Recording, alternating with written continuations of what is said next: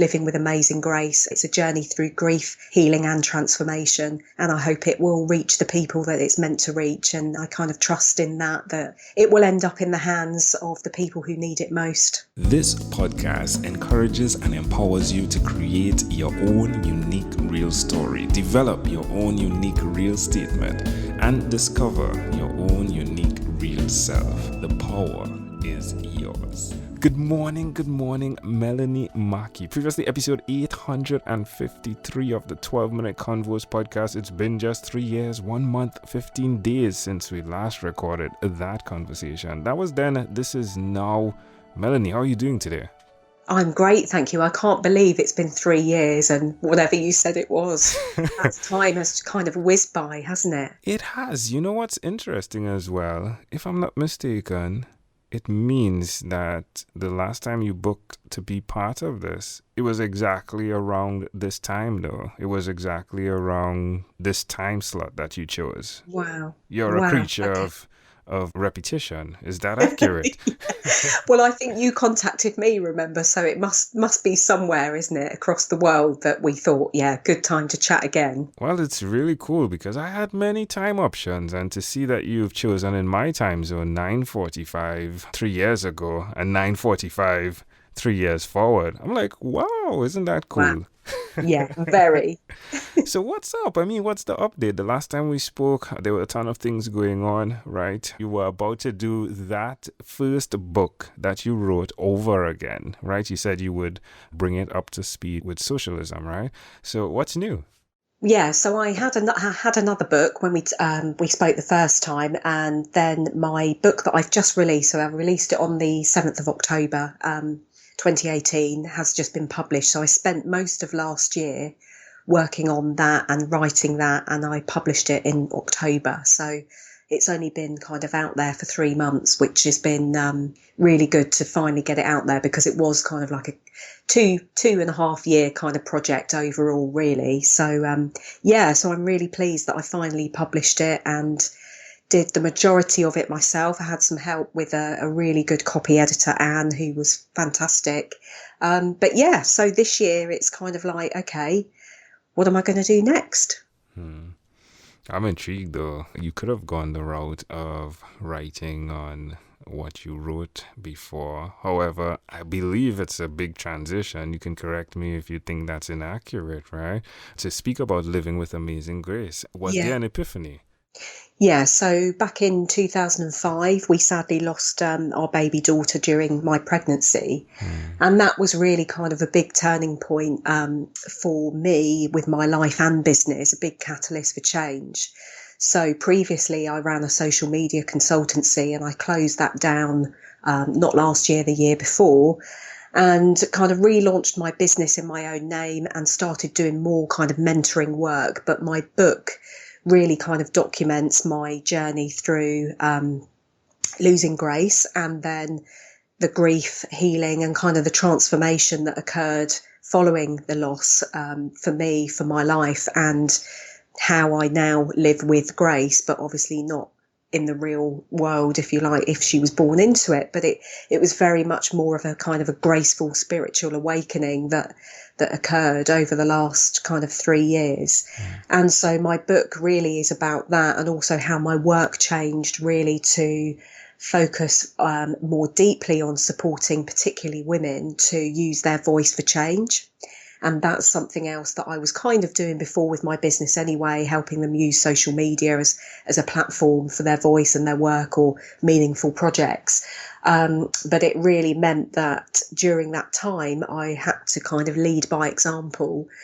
And of course, my life, like I said, had completely changed, and my outlook. And I felt that I really needed to talk about that and document that, because there's a lot of silence and taboo around, particularly around miscarriage and baby loss, definitely here in the UK, that we are now starting to see a big shift for the better for all kind of mental health, emotional health issues, certainly over here, to encourage people to talk and connect and build community, around, any life difficulty really. So again, with my book, that's really part of the healing and the transformation around that, is how, bringing people together, whether it's through kind of like a shared experience, is really cathartic. And that's definitely what helped me, but also to infuse my work with that as well going forward, and help support other parents to be who've also lost their own babies during pregnancy. Well, I want to say thank you. Thank you for taking a scenario that could have crippled you physically, spiritually, and using that to power through. Of course, making the choice to use that to power through to help others, because there's so many people that resonate with someone who has had the experience. There are people that would like to help, but they've not had the experience. And the fact that you have had it, I think even saying that it's a transition to write about, well, the book again, Living with Amazing Grace, it's actually an expansion of the social factor, right? The book that you wrote, The Real Meaning of Socialism, I would say this is the real meaning of socialism. Would you agree? Yeah, I think absolutely. And again, now I've got that perspective, I can kind of look back, certainly over the last 10 years. So I've worked for myself for 10 years this year. Because you kind of fit the pieces together and you can see where the dots connect, that everything was kind of leading to that point. And I also talk about that and my previous kind of career and work to date in the book as well. So it's not just about from the point that we lost Grace, but it was, from my teenage years as well. And and I think that's been really kind of transparent now, is that we can all look back through our lives and there are threads there that at the time we cannot see how the dots connect, if you like. But now I've got that perspective that I can kind of look back and see how everything was relevant. And and certainly with my work, it's always been at the heart and soul of it, even in my previous business, was about people being authentic, people having a voice, people using social media for good. Again, like your podcast here of, chatting to people about their human experience, is hugely powerful. And that's one of the great things I think about the internet. And I definitely talked about that in the first book. But, again, that was written in 2012. And already things have shifted so much already, the speed that we're moving at. But I think, again, social media does get quite a lot of negative press now to some extent. Yeah. However, this is the good side of it, because again, for me, kind of immediately after losing Grace, one of the things that really helped me was to connect with others online. So that was through forums, Facebook groups, listening to podcasts, all of that stuff can really, really benefit others. And it makes a big impact. And the reach, again, as you know, can be global, which, has been huge for me as well. And for me, it was kind of important to kind of pay that forward too. And my husband and I both felt that, we couldn't do anything about losing Grace, but we felt so strongly that both of us could do something to help others. So for my husband, he did something called Ride London, which is a 100-mile bike ride in London to raise money for a baby charity called Tommy's, that were really helpful to us at the time. So him and my brother-in-law did that twice and raised a huge amount of money. And so for me, it was about writing the book, and I took part in a TV documentary as well, and also sat on the forum for Tommy's to help them with a social media campaign called Together for Change, where it was about producing social media content targeted at parents to be who just lost their children or babies. And for me, that was something I could do that was positive, because you touched on it there when you said thank you to me. We have a choice whether or not we're going to allow these tragedies or traumas to destroy us or to propel us forward. And I had to make that decision, and it wasn't an easy decision at the time.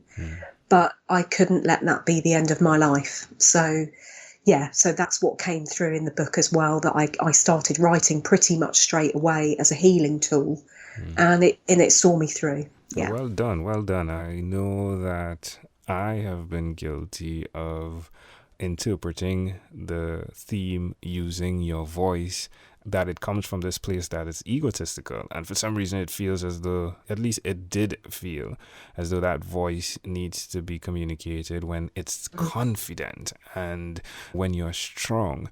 But I believe there's a truth in authenticity, as you shared, which means then, therefore, if you are going through trials or tribulations, that it is important to share that voice and with that voice for others, because it's a thing that they'll connect to if they are at that point. So thank you for what you've done by deciding to do this. Tremendously thank you. Thank you. Yeah, well done, well done. And to your husband as well for supporting, and not just supporting by being a hand on your shoulder, but to go out there and ride 100 miles twice. And your brother-in-law, it just speaks to, again, that social factor that was built on a face-to-face level. So really appreciate you coming back onto the podcast and sharing how things have evolved, my friend. In closing, is there anything else you'd like to share with our amazing audience? Well, the only thing obviously is the book is available on Amazon all over the world. So if anybody is interested in that, you will find me on Amazon. So it's Living with Amazing Grace, and it's a journey through grief, healing and transformation. And I hope it will reach the people that it's meant to reach. And I kind of trust in that it will end up in the hands of the people who need it most. Again, amazing audience, Melanie Mackie, thank you for being on What is Inspired by 12-Minute Convos with Angel Jones. This podcast is produced by Pod Edits. Visit podedits.com for professional podcast publishing.